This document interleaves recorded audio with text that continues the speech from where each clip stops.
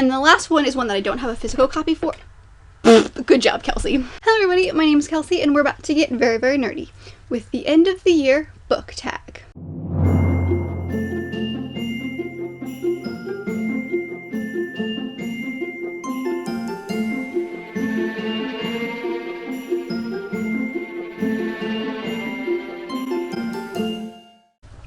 Where's my tea? Most important part of this video. This is starting off my kind of end of the year videos, Christmassy videos for the rest of 2020, and I thought, what better way than the end of the year book tag?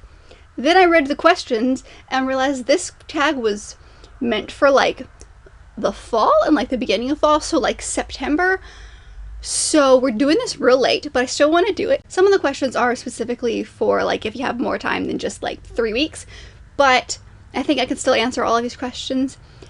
Well, there's only like one that's weird and it's fine. We're gonna work with it because I still want to do this video. But that's what's happening. We're gonna do tag stuff now.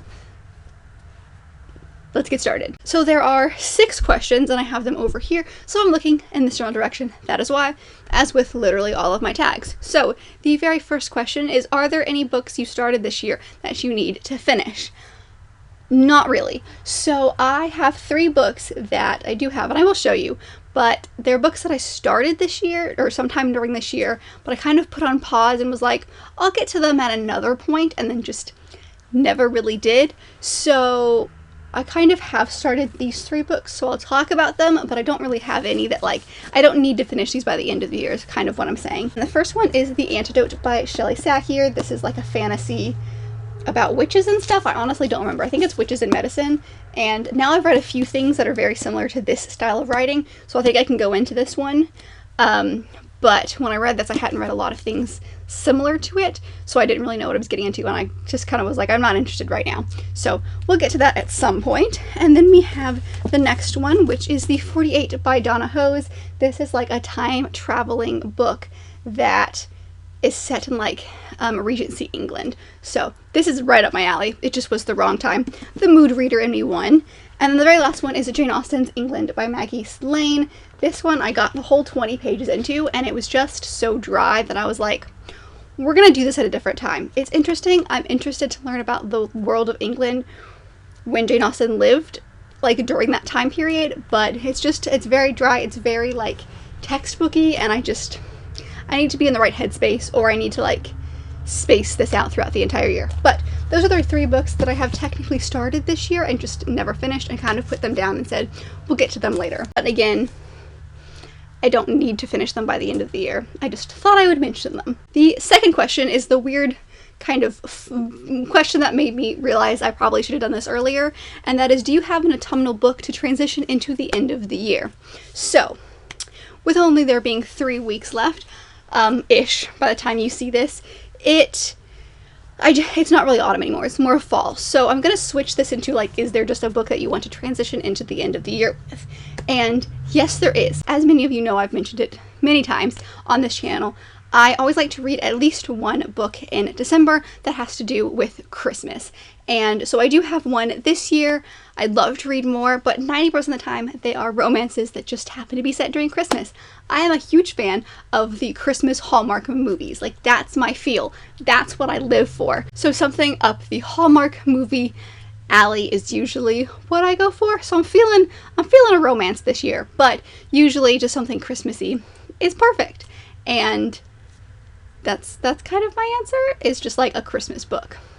A Christmas romance to be specific, but just kind of like any book set around Christmas is good with me. The third question is there a new release you are still waiting on?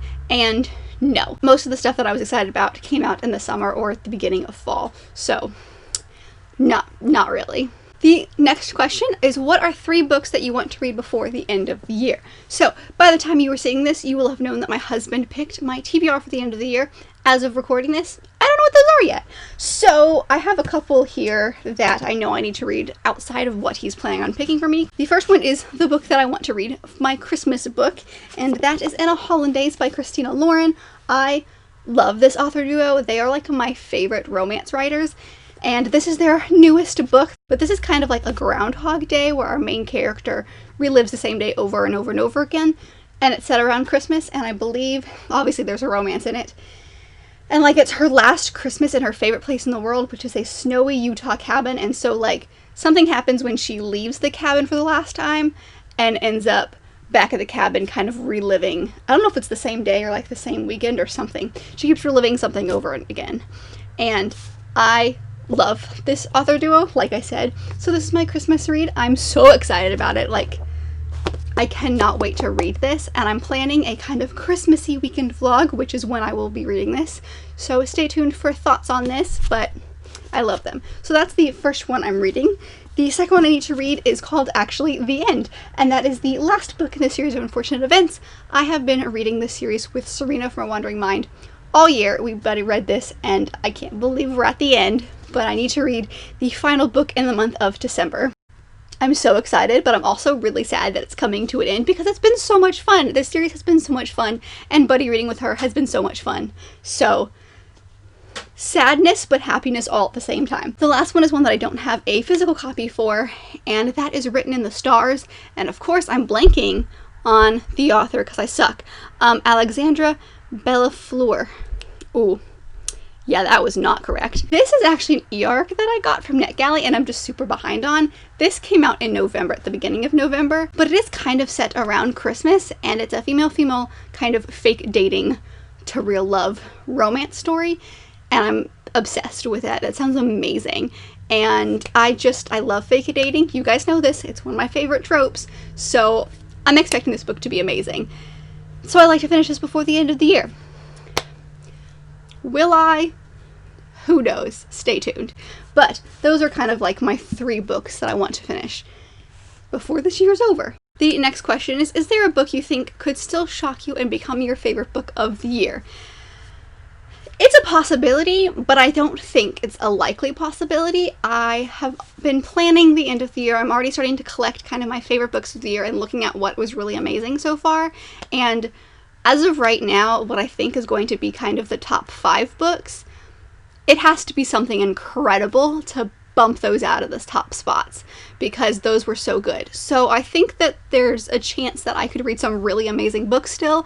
I think there's a chance that I could find a new favorite, but I don't think it'll be a new favorite of the year. So it's a possibility, but I kind of doubt it. And the very last question is, have you already started your plans for 2021? Very much so. I have lots of plans. I have some fun plans. I've got some fun things that are changing with my TBR game, so stay tuned for that. But yes, I definitely have reading plans. I for sure started planning for the next year. I have been planning for the next year for at least a month now, if not more. So I'm a big planner, and yes, very much so. So that's really all I have for you. That's all the questions in this video. I will leave them linked down below if you would like to check them out.